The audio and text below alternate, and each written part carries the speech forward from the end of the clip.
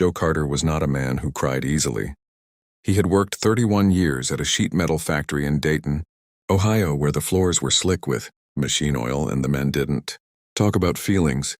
They talked about football, about overtime, about whether the vending machine was ever going to get fixed. He had buried his mother at 62 without shedding a single tear in public, standing straight at the graveside like a fence post in winter, holding everything inside the way men of his generation were taught to do. He had sat in a hospital room for 11 days while his wife, Margaret, lost her battle with ovarian cancer. And even then, he had only cried once, alone in the parking garage on the 3rd floor, where no one could see him, his forehead pressed against the cold concrete wall, making a sound he had never made before and never wanted to make again. So when his daughter, Emily, called him on a Tuesday evening in March and told him she was getting married, Joe said, "That's wonderful, sweetheart," and hung up the phone and stood in his kitchen for a very long time, staring at the refrigerator, where a photograph held by a sunflower magnet showed a gap-toothed 8-year-old girl missing her 2 front teeth, grinning like the world had been invented just for her. That little girl was going to walk down an aisle in 4 months, and Joe Carter was going to walk beside her. He decided immediately that he was going to do it right. Emily was 31 years old now. She lived in Columbus with her fiancé Daniel, a quiet, decent man who taught high school, history, and coached junior varsity soccer, and had shaken Joe's hand the first time they met with the kind of grip that told you something real about a person. Joe liked him. More than that, Joe trusted him, which was harder. He had spent 23 years being Emily's only reliable person, and trusting someone else with that job was not something that came naturally. But Daniel had looked Joe in the eye over a plate of barbecue ribs last Thanksgiving and said, "I want you to know I understand what she means to you, sir. I'm not trying to replace anything. I just want to add to it." Joe had nodded and passed the coleslaw and said nothing, because there was nothing to say that wouldn't have embarrassed both of them. The practicing started quietly, the way most important things do. Joe had a hallway in his house. The same house he and Margaret had bought in 1991, the same house Emily had grown up in, the same house he had absolutely no reason to stay in and absolutely no intention of leaving. And that hallway ran from the front door to the kitchen, about 22 feet, give or take. He measured it one evening with a tape measure and then looked up the average length of a church aisle on his phone and learned it was somewhere between 50 and 80 feet. He nodded at this information like it was something he could prepare for. Then he walked to the end of the hallway and back, slowly, the way he imagined they would walk together, and he counted his steps. He started doing it every night after dinner. He didn't tell anyone. Not Emily, not his co-worker Randall, not his neighbor Barbara, who he sometimes had coffee with on Saturday mornings. This was private in the way that only certain things are private.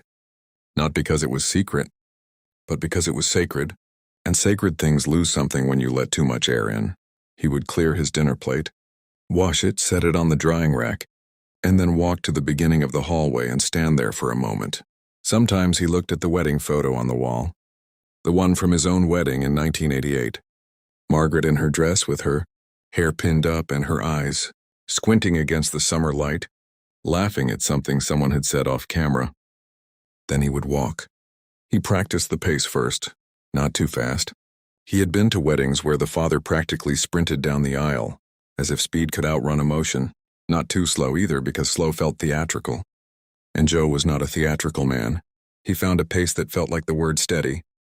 He practiced holding his arm the right way, because he realized he wasn't sure whether the daughter was supposed to hold his arm or whether he was supposed to hold hers, and it turned out the answer was both. A mutual holding, and once he understood that, he practiced it with his arm, crooked at exactly the right angle. He practiced not looking at the people in the pews, because he knew if he looked at faces he would fall apart. So he practiced looking at a fixed point ahead of him, the kitchen doorway serving as the altar. He practiced smiling, actually practiced the specific smile, not the one he used at work or at the grocery store, but the one he only had on loan from somewhere deeper, the one that came out on Christmas mornings when Emily was small, the one that meant "I cannot believe I get to be here for this," and he practiced not crying. This was the hardest one. 3 weeks before the wedding, he was walking the hallway and he made the mistake of imagining it, but the actual moment. Emily in her dress beside him, the music beginning, the doors opening, and he stopped in the middle of the hallway and had to put his hand against the wall. His chest had done something complicated. He stood there for a moment, breathing carefully. The way you breathe when you're trying to convince your body that everything is fine. And then he continued walking and did not stop again. He kept a note card in his shirt pocket for the last 2 weeks. On it he had written in his own handwriting, 3 things. Breathe, steady. She needs you present, not perfect. He read it every morning while his coffee brewed. He read it the night before the wedding, sitting on the edge of his bed in the dark. The morning of the wedding, Joe woke up at 4:15, which was not unusual for him. He had been a 4 a.m. man his whole life, the kind of person whose body treated sleep as a brief technical interruption. He made coffee and sat at the kitchen table and watched the sky outside go from black to purple to a pale and tentative gray. He had already pressed his suit 3 days ago. His shoes were polished. His tie was the color of sage. Because Emily had texted him a swatch and said, "Dad, this is the color. Please just go to Men's Warehouse and show them this," and he had done exactly that. He thought about Margaret for a long time in that quiet kitchen. He thought about how she would have been everywhere today. She would have been in Emily's hotel room at 6 in the morning, getting in the way of the makeup people and not caring, making everyone laugh. She would have pressed Joe's tie for him even though he'd already pressed it himself. She would have cried before anyone else. During the rehearsal, during the breakfast, standing in the parking lot looking at nothing in particular. She had been like that. She felt things early and openly, the opposite of Joe, and he had loved her for it in the way that people love qualities they cannot find in themselves. Emily had been 8 when Margaret died. Joe had raised her alone from that point, homework and parent-teacher conferences, and the particular terror of a teenage daughter with a learner's permit and a rusted Honda Civic. He had done it imperfectly. He had been too quiet sometimes, too closed off, too much of a 4 a.m. man alone in a kitchen, when he should have been more present. But he had been there, every single day. That was the thing he held on to, the one thing he was sure of. He had always been there. He left for the venue at noon, when he saw Emily in her dress for the first time. Outside the chapel doors, the word that came into his head was radiant, which was not a word Joe Carter had ever used in his life. But there was no other word. She was radiant. She had Margaret's cheekbones and her own particular way of holding her. Shoulders straight and ready, and her hair was the same dark brown it had always been, and she looked at him and immediately started to laugh, because his face had done something he couldn't control. "Dad," she said, "don't you dare." "I'm not," he said. "You already are." "I'm not," he said again, and straightened his tie and breathed. She took his arm. He felt her hand settle into the crook of his elbow, and he placed his hand over hers once, briefly, the way he used to hold her hand when she was small, and they were crossing a parking lot. Then the doors opened and the music began and they walked. He looked at the fixed point ahead. He kept the pace, and not too fast, not too slow, the pace that meant steady. He did not look at the faces in the pews. He held his arm exactly the way he had practiced. He breathed. He made it almost all the way. It was 10 feet from the altar when Emily leaned close to him and whispered, so quietly he almost missed it under the music. "Mom would have loved this so much, Dad," and that was it. He didn't break down. He was too controlled for that.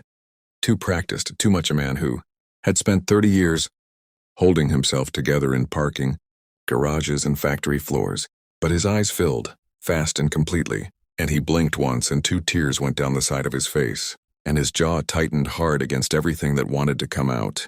And he made one sound, or just one, barely audible. That might have been agreement, or grief, or gratitude, or all 3 at once. He delivered her to Daniel, who was already crying openly and unashamedly, and Joe decided in that moment that he had severely underestimated his son-in-law. He shook Daniel's hand. He kissed Emily's cheek. He stepped back to his seat. Then he reached into his jacket pocket and unfolded the note card. "Breathe, steady. She needs you present, not perfect," and held it in his lap for a moment, looking at it. Then he folded it carefully, put it back in his pocket, and sat up straight to watch his daughter get married. Later, at the reception, Emily would find him standing alone near the edge of the tent, looking out at the October fields gone golden in the last of the afternoon light.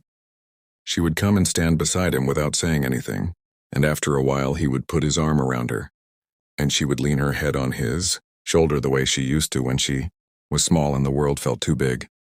"You did good, Dad," she said. Joe Carter nodded slowly. "So did you," he said. "You did real good."